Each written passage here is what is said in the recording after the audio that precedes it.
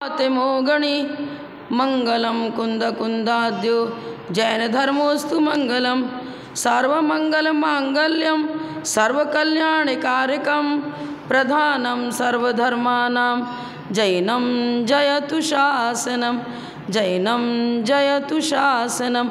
जब बोलो श्री अनंतानंद परम सिद्ध भगवान की, 1000 श्री चिंतामणि पार्श्वनाथ भगवान की, परम पूजाचार्य श्री आदि सागर जी महाराज की, परम पूजाचार्य श्री शांति सागर जी महाराज की, परम पूज्या प्रथम गणनियारिका रत्न श्री 105 विजयमती माता जी की, जैन धर्म की जिनवानी माता की जय।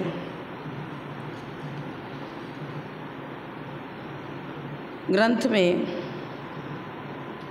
सम्यक ज्ञान की चर्चा अनेक प्रकार से आती है। कल मैंने कनक नंदी जी के विषय में कुछ जानकारी प्राप्त करी कि उन्होंने विज्ञान के साथ जैन फिलॉसफी को घटित करने का पूर्ण प्रयास किया है। विज्ञान है क्या? सबसे पहले हमको ये समझना चाहिए कि विज्ञान किसे कहते हैं। विज्ञान में वी प्लस ज्ञान, ज्ञान सपर प्रकाशक होता है। ज्ञान क्या होता है? सपर प्रकाशक। जैसे दर्पण में, दर्पण की निर्मलता, उसको हम स्व का प्रतीक समझेंगे और सामने रखती जितनी वस्तुएं सब उसमें झलकती हैं। तो ज्ञान सपर प्रकाशक है। प्रकाशक माने झलकना। वस्तु स्वरूप का बोध जिस शक्ति के द्वारा होता है उस शक्ति विशेष को ज्ञान कहते हैं। अब उसमें वी लग गया, विज्ञान। वी का अर्थ होता है विशिष्ट, विशद। जो विशद है, निर्मल है, जहाँ पर अंश मात्र भी कर्म कालिमा न हो, अर्थात ज्ञानावरण कर्म जो है वो ज्ञान गुण को ढकता है। तो ज्ञानावरण का समूल उच्छेद जिन्होंने कर दिया है, ऐसे केवली के ज्ञान को ही हम विशद ज्ञान कहते हैं, निर्मल ज्ञान कहते हैं, जहाँ पर इंद्रिय और मन की सहायता है ही नहीं। तो विज्ञान किसे कहेंगे? विशिष्ट ज्ञान, विशद ज्ञान, निर्मल ज्ञान। इंद्रिय आदि की सहायता से के बिना, इंद्रिय की सहायता के बिना होने वाला जो ज्ञान, वही विशिष्ट ज्ञान, विशद ज्ञान कहलाएगा। पर जो भौतिक विज्ञान है वह तो मूर्त पदार्थों की किंचित पर्यायों को ही जानता है अपनी छापशम शक्ति के अनुसार। जो मात्र किंचित पर्यायों को जानता है, द्रव्य का सर्वांग ज्ञान, हर पहलू से द्रव्य का बोध जिस शक्ति से नहीं हो पाता है, ऐसे भौतिक ज्ञान को हमारा आगम विज्ञान नहीं कहता। वीतराग विज्ञान जो वीतरागता को जन्म देता है, हे उपादेय पुण्य पाप, कर्तव्य अकर्तव्य, उचित अनुचित आदि का बोध कराता है और हमारे रत्नत्रय की उत्पत्ति वृद्धि फलोत्पत्ति में कारण बनता है, वीतराग परिणति को जन्म देता है, उस ज्ञान को ही विज्ञान कहेंगे। स्व और पर का द्रव्य गुण पर्याय सहित बोध जिससे होता है। अब उदाहरण से इस विषय को समझेंगे। जैसे कि आपने नेत्र इंद्रिय से सामने रखी किसी वस्तु को देखा, हमने देखा ये चश्मा है, ठीक है, ये लौकिक ज्ञान है, ठीक है, पर्याय चश्मा ही है, क्योंकि चश्मा जैसा काम कर रहा है। अक्षर बहुत छोटे हैं, हम चश्मा लगा लेते हैं तो अच्छे से दिखने लगता है। तो हमारे देखने में ये उपकरण बन रहा है। चश्मा नहीं देखता है, देखता तो जीव है और नेत्र इंद्रिय से ही देखता है, नेत्रेंद्रियावरण कर्म के क्षोभसम से ही देखता है। लेकिन हमारी क्षोभसम शक्ति को इस उपकरण के द्वारा थोड़ा सा आधार मिलता है, सहायता मिलती है इससे, और हम अच्छी तरह पढ़ पाते हैं चश्मा का सहारा लेकर के। अब देखिए, मैं आपसे पूछना चाहती हूँ कि ये चश्मा द्रव्य है कि गुण है कि पर्याय है, क्या है? एक वस्तु का भी सर्वदृष्टि से ज्ञान यह विज्ञान जान पाता है क्या, देख पाता है क्या? चश्मा तो एक पुद्गल द्रव्य की व्यंजन पर्याय हुई, अशुद्ध व्यंजन पर्याय पुद्गल द्रव्य की। इस पर्याय मात्र को जान लेने से वस्तु की ज्ञप्ति पूर्णतः नहीं होती। द्रव्य तो यह पुद्गल द्रव्य है और गुण इसके अंदर वर्ण गंध रस स्पर्श, ये गुण है पुद्गल के। वर्ण भी है, गंध भी है, रस भी है, स्पर्श भी है। आज का वैज्ञानिक इस बात को स्वीकार करेगा क्या? वर्ण को स्वीकार कर लेगा, ठीक है इसकी हैंडल इस प्रकार की है, सुनहला है, ये कांच सफ़ेद है इसका। गंध कहेगा इसमें गंध कहाँ है ही नहीं, तो स्वीकार नहीं करेगा। लेकिन जो पुद्गल है उसमें ये सब के सब होते हैं, गंध भी होता है, रस भी होता है। अरे इसमें रस कहाँ से आ सकता है? ये तो चश्मा है, रस कोई रसीला पदार्थ है क्या? कोई शरबत है क्या? कोई शक्कर का घोल है क्या जो रस खट्टा मीठा आदि स्वाद आएगा? ये तो जीवा इंद्रिय का विषय होता है। चश्मा क्या कोई जीवा इंद्रिय का विषय? रस की चर्चा तो करो ही मत। नहीं, और स्पष्टीकरण करेंगे हम, आपको बताएंगे। आपने एक पात्र लिया चांदी का, एक लिया सोने का, एक लिया पीतल का, तांबे का, मिट्टी का घड़ा लिया, सब उसमें दूध रख दिया। स्वर्ण पात्र में रखा हुआ दूध, उसकी रसदान शक्ति मतलब फलदान शक्ति, उसकी क्वालिटी, उसमें उसका सत्प्रभाव अलग प्रकार का होगा। चांदी के बर्तन में रखे हुए वस्तु का जो उस पर असर पड़ा, वो दूध एक अलग प्रकार का फलादेश देगा। आप पीतल के बर्तन में दही रख दो, खराब हो जाएगा, विकृत हो जाएगा। क्यों भाई? दूध का तो जैसा, दही का जैसा स्वरूप था वही बने रहना चाहिए।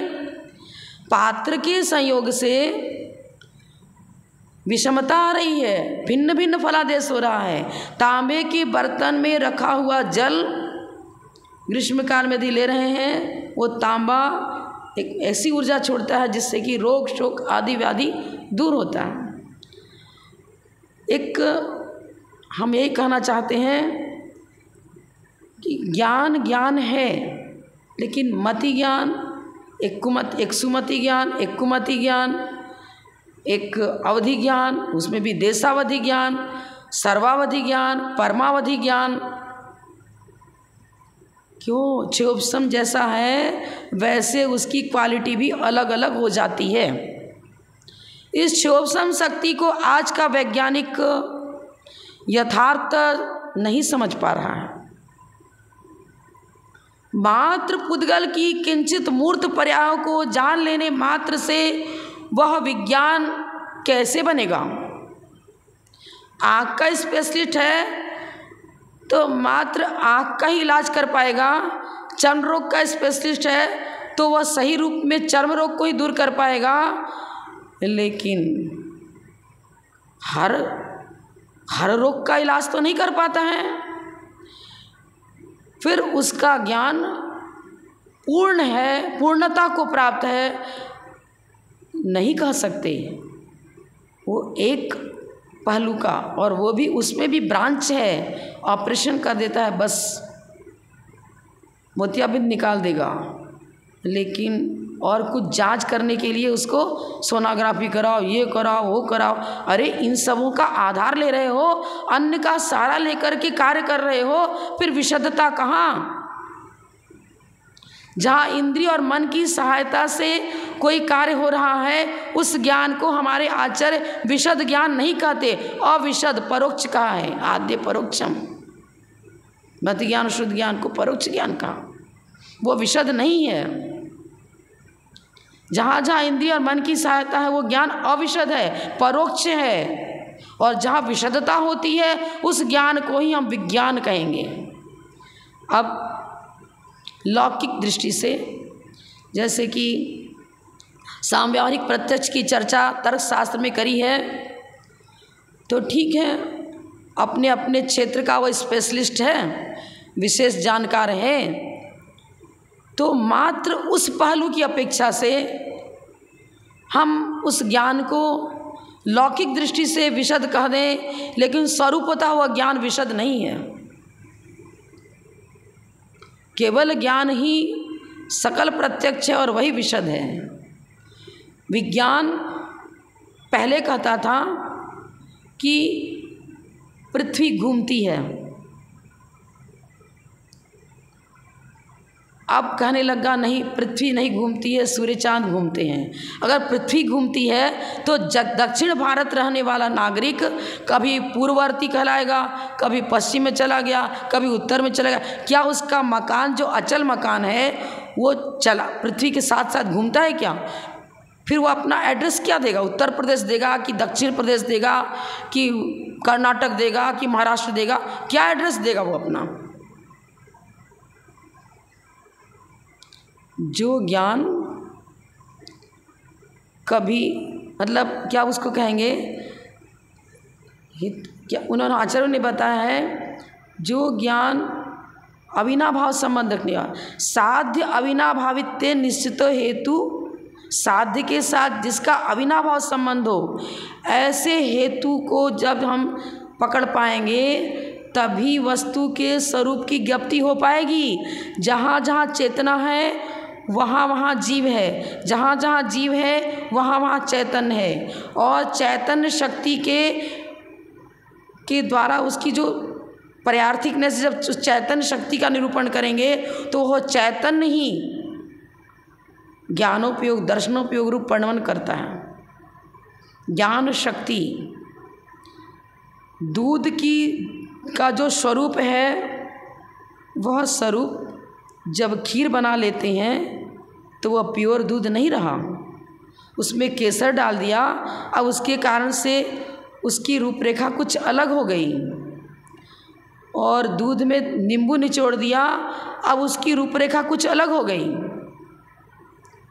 भिन्न भिन्न पर्याय गोरस की दूध की बन रही हैं।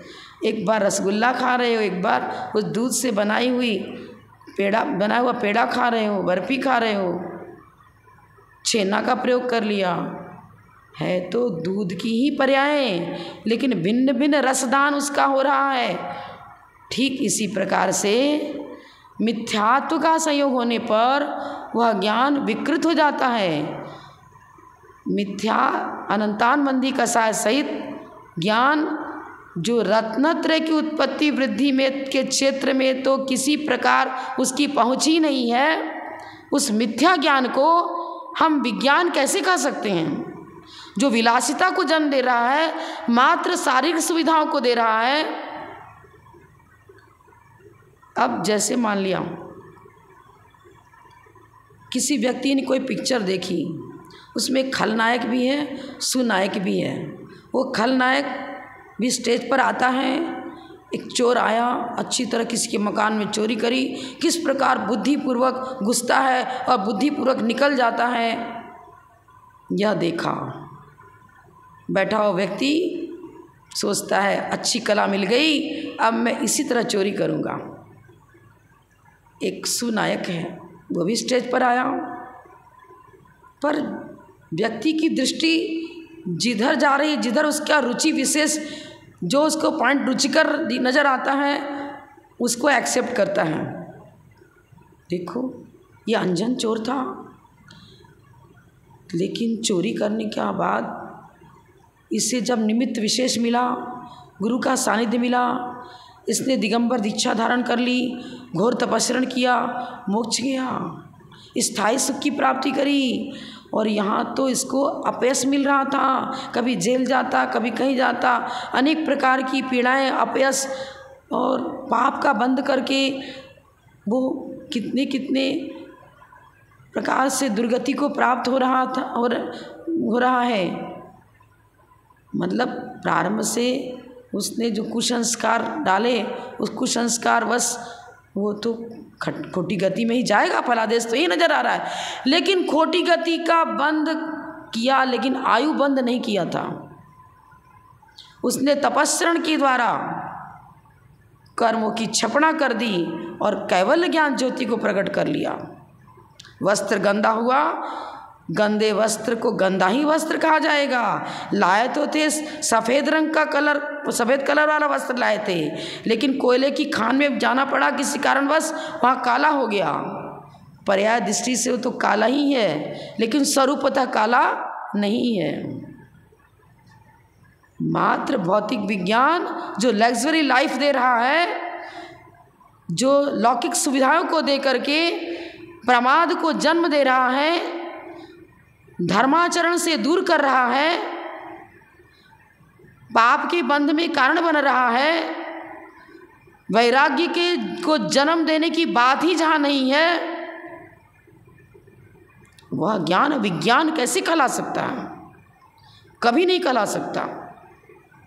उपचरित असद्भुत व्यवहार से आप किसी प्रकार से जो सुविधाएं लौकिक आपको मिल रही हैं, उस लौकिक सुविधाओं का आपने सदप्रयोग किया।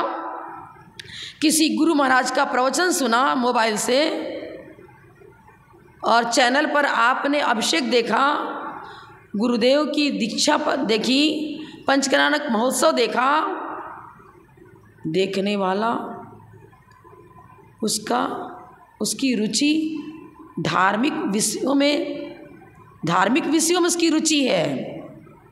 वो धार्मिक रुचि साधन लिया उसने टीवी का, मोबाइल का,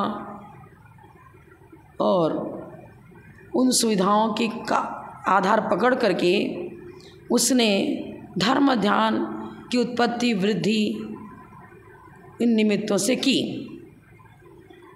लेकिन निमित्त मात्र, उस निमित्त मात्र को हम क्या कहेंगे? सदुपयोग किसी विधि का होता है। नेत्रेंद्रिय से हमने अश्लील चित्रें देखी, विकार वासनाएं जागृत हुई, नेत्रेंद्रिय अपराधी है क्या? नेत्रेंद्रिय अपराधी नहीं, द्रव्येंद्रिय अपराधी नहीं। उस जीव की वासनाएं उस नेत्रेंद्रिय को उन विषयों में दौड़ा रही हैं। जीव अपराधी है। अग्नि तो अग्नि ही है, उसका स्वरूप है प्रकाशकत्व, दाहकत्व। उस अग्नि का सदुपयोग किया तो भोजन सामग्री पक गई, उसको भोजन करके हम शरीर को स्वस्थ करते हैं, स्वास्थ्य लाभ लेते हैं, द्रव प्राण की रक्षा करते हैं। लेकिन इसी अग्नि को यदि किसी के मकान में चुपचाप लगा दिया और आग लग गई, प्रलयकालीन दृश्य उपस्थित हो गया, कई लोगों की मृत्यु हो गई। अग्नि को हम अच्छा कहेंगे या बुरा कहेंगे?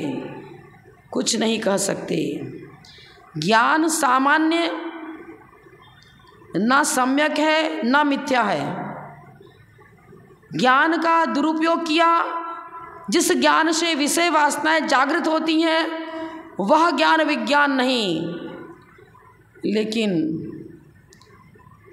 ज्ञान मेरी आत्मिक शक्ति है। हमने सहारा लिया नेत्रेंद्रिय का, सहारा लिया मोबाइल का, सहारा लिया टीवी का,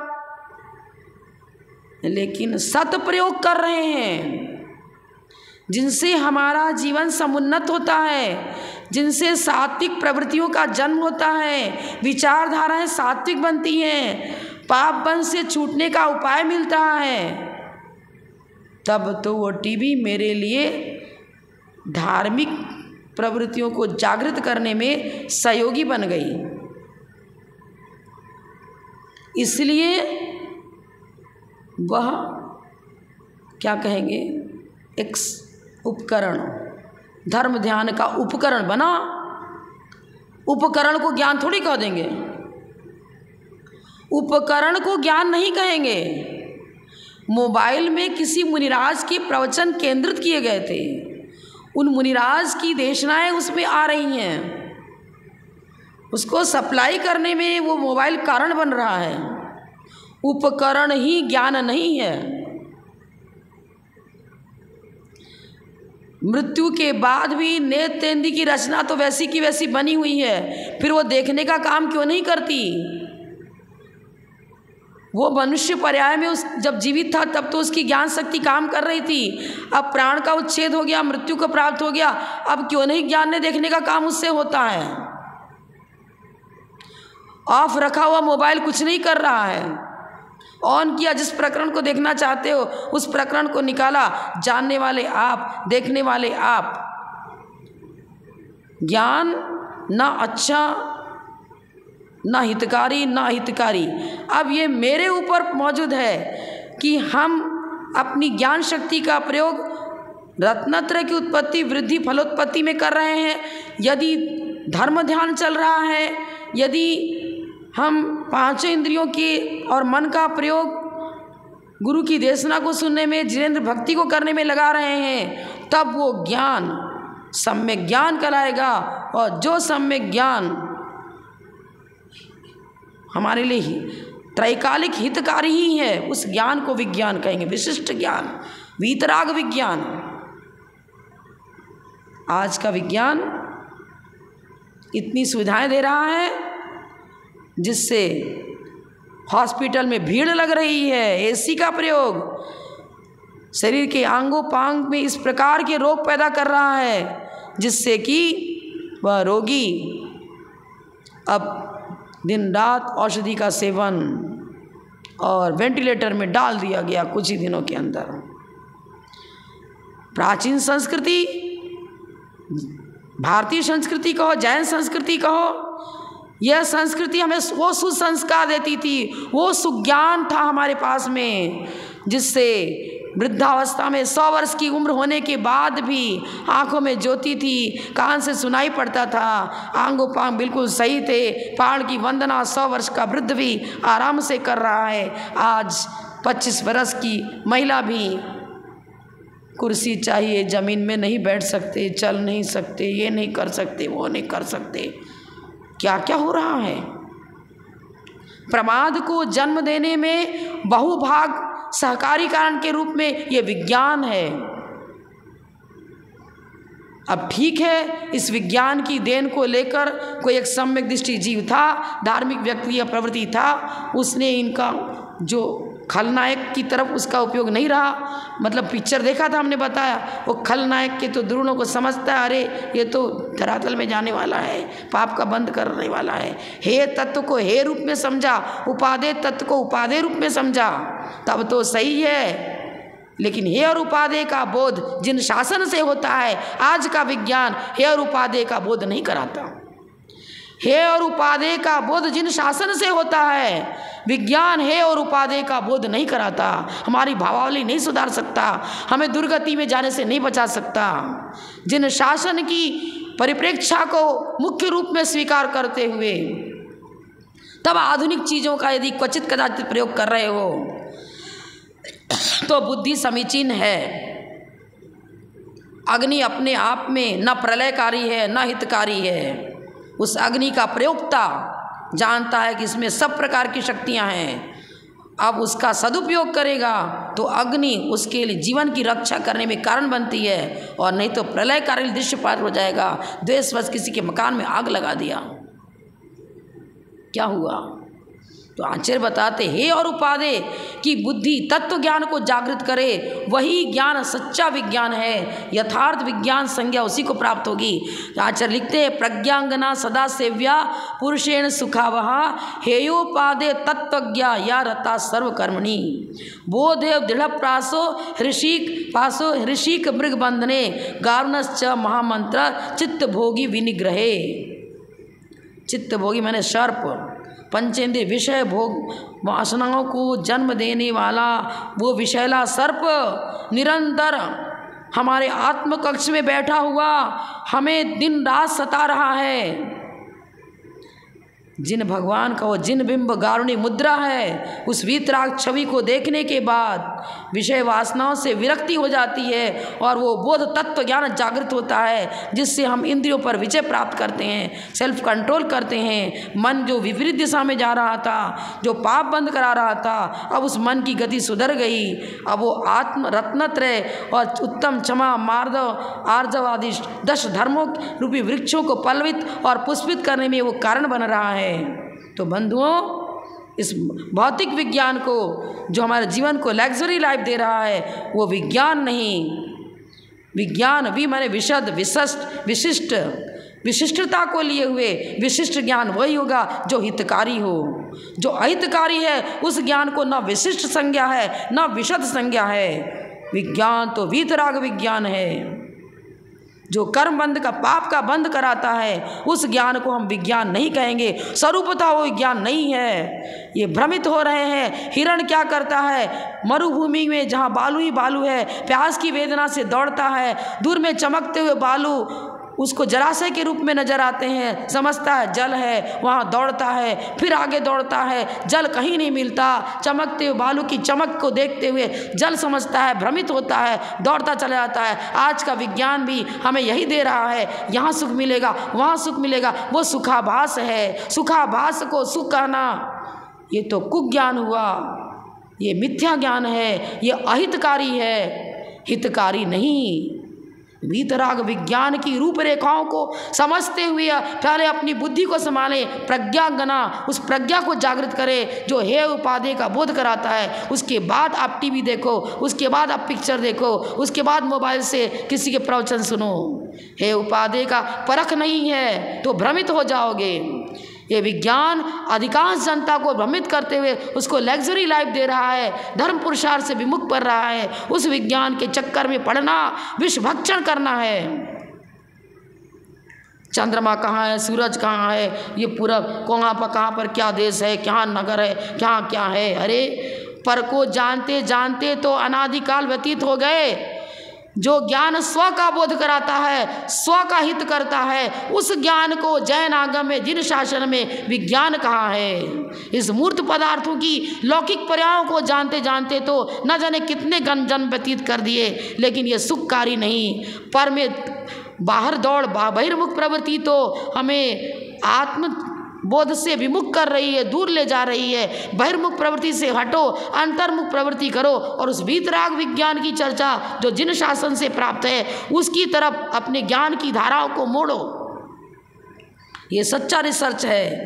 मारणाओं के द्वारा गति इंद्रिय आदि जो मारणाएं जीवकांड ने बताई हैं, गई इंद्रिय सुखाय जोगे बोधे बोधे कसाय नाणय संयम दंसन लिस्या भव्या सम्मत सण्य आहारो। ये 14 मारणाएं हैं। मारणाएं माने रिसर्च, निज आत्मस्वरूप की स्वाभाविक और वैभाविक पर्यायों का रिसर्च और खोज जिससे होता है। और हम वैभाविक परिणति से बच करके अपनी स्वाभाविक परिणति की ओर बढ़ते हैं जिस बुद्धि के द्वारा, जिस ज्ञान के द्वारा। वो ज्ञान ही सम्यक ज्ञान है। उस सम्यक ज्ञान को ही सच्चा विज्ञान कहेंगे। वही विशद और निर्मल है, हमारे जीवन को निर्मल करता है, प्यूरिफाइड करता है और फिल्टर्ड करता है और आत्मावलोकन कराता है, यथार्थ सुख की ओर ले जाता है। तो विज्ञान है क्या? विज्ञान किसे कहते हैं? जैन आगम की परिप्रेक्षा में जैन आगम मतलब सच्चा ज्ञान जो हितकारी हो। जो हितकारी है वो विज्ञान, जो अहितकारी है वो विज्ञान नहीं, कुज्ञान, विषैला तत्व। चित्त भोगी विनिग्रहित, मन को दौड़ा रहा है जहरीले सर्प, ये विषय भोग हैं। उधर जो हमारी गति को करे वो भला विज्ञान कैसे हो सकता है? जो नरक आयु के बंध का कारण हो, जो तिरंच आयु के बंध का कारण हो, उसको विज्ञान समझना ये बहुत बड़ा भ्रम है। इस भ्रम को जब तक नहीं छोड़ोगे, भगवान महावीर का जीव देखो, वो भ्रमित होता रहा। जब जिन शासन को पकड़ा तभी स्थायी सुख को अपने जीवन में वो स्थापित कर सके। तो भगवान महावीर के शासन को पकड़ो और उसके द्वारा विज्ञान के स्वरूप को जानने का प्रयास करो। इंद्रिय जय करो, कषायों पर विजय प्राप्त करो। जो कषाय और इंद्रियों पर विजय प्राप्त करने की कला सिखाता है उसे हम विज्ञान कहेंगे। यह विज्ञान एक जहरीला गहरा सर्प भाव प्राण का उच्छेद करता है। भाव प्राण का मतलब जो वैभाविक परिणति है, चित्त चैतन्य शक्ति जो हमारे स्वरूप की ओर स्वरूप से अलग हटा रही है, यही तो भाव प्राण का घात है। अपने शुद्ध निश्चित आत्मस्वरूप का बोध नहीं होने देता है तो क्या ये भाव प्राण का घात करने वाला विज्ञान कहलाएगा क्या? क्वचित नहीं, कभी कभी नहीं। जिन शासन की महिमा और गहराई को समझो और वो ज्ञान जो आत्मबोध करावे, जो हमारी भवावली को सुधारे, उसे ही विज्ञान कहते हैं। विज्ञान की रूपरेखा को हर समय 24 तीर्थंकरों की वाणी से समझने का प्रयास करें। गुरुओं के ये आज के वैज्ञानिक आपको विज्ञान कर करके भ्रमित कर रहे हैं, उस भ्रम से छूटने का प्रयास करो। इतना ही कहकर मैं विराम लेती हूँ। जब बोलो परम पूज्य अपतम गणनियारिका रत्न श्री 105 विजयमती माता जी की जय। जय धर्म की जय, माता की जय।